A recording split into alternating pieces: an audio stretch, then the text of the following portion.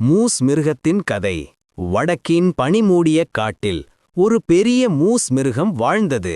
அவன் பெயர் மோனி. மோனிக்கு பெரிய கொம்புகள் இருந்தன.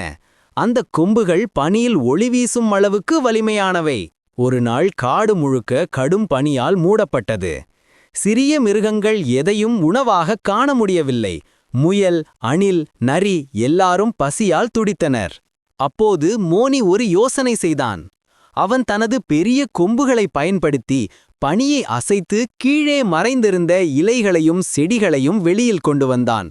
மற்ற மிருகங்கள் மகிழ்ச்சியுடன் வந்து உணவுக்காக சாப்பிட்டன. அவர்கள் எல்லோரும் சொல்லினர், மோனி, நீயே எங்கள் காட்டின் நாயகன்.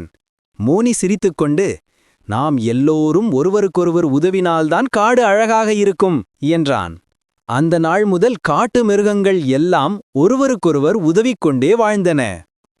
பாடம்: பெருமை கொம்புகளிலில்லை, உதவி செயல்களில்தான் உண்மையான வலிமை.